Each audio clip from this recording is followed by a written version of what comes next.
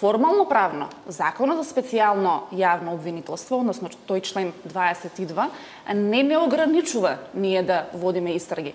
Тој член, таа несреќна одредба, би кажала, од членот 22 од Законот за специјално јавно обвинителство, не ограничува во овој момент да покренуваме единствено обвиненија, односно постапката која што ние ја водиме пред СЈО, да ја покренеме пред суд.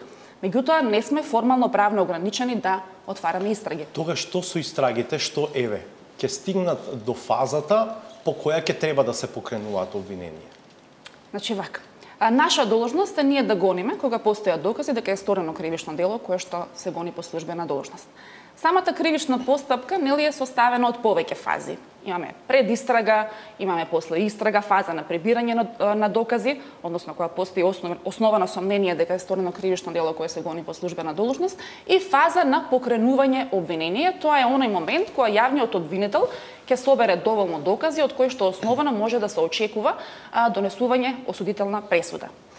Токму поради таа спорна одредба од членот 22 од Законот за специјално јавно обвинителство, можно е некој од предметите, односно некој од нашите истраги да дојде во таа фаза, како да кажам, условно кажано, да биде печен за поднесување на обвинение.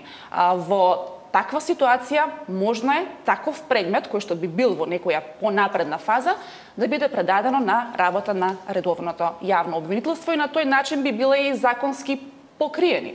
Сега, за мене тука има уште една дилема. Ако СЈО е ексклузивно надлежното обвинителство за случаите поврзани кои произлегуваат од содржината на прислушуваните разговори, на некој начин вие превземате случај од редовното обвинителство. Сега нели е законски спорно тоа што евентуално ваш предмет ќе го предадете на подпишување на некој од редовното обвинителство, бидејќи велам вие сте ексклузивно надлежни за овие случаи од прислушуваните разговори.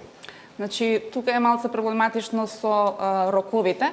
За овие предмети кои што ние ги преземаме од другите обвинителства, како што беше предметот Актор, предметот Скопје 2014, за тие ние имаме нов рок од 18 месеци, кој што е различен од овој рок што измина, за покренување на обвинение. Сега зборуваме за ситуации за истраги кои што ние ги отвараме, а за кои што немаме право да покренуваме ние обвиненија. За тие случаеви, евентуално, ако има добра волја, може да се најде и некое законско решение да преминат во редовното обвинителство и, како што кажав, зборувам за тие ситуации кои што би биле во некоја понапредна фаза, односно би биле спремни за поднесување на обвинение. Зборувате за решение во рамките на актуелните закони, без интервенции во нив?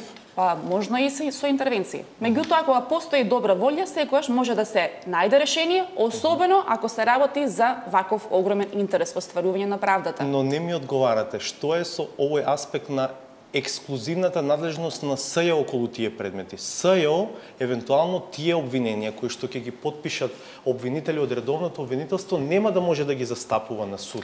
Нели е на некој начин тоа изигрување на актуелната законска рамка? Се уште ние не сме дојдени до таква ситуација да имаме некој наш предмет, односно некоја наша истрага која што би била дојдена во таа фаза да е потребно да биде поднесено обвинение, меѓутоа во тој момент кога ќе имаме, евентуално ако имаме некој таков предмет, ќе се изнајде решение за се. Како што ви кажав, доколку постои добра волја, особено кога е во прашање остварувањето на правдата, може да се најде решение.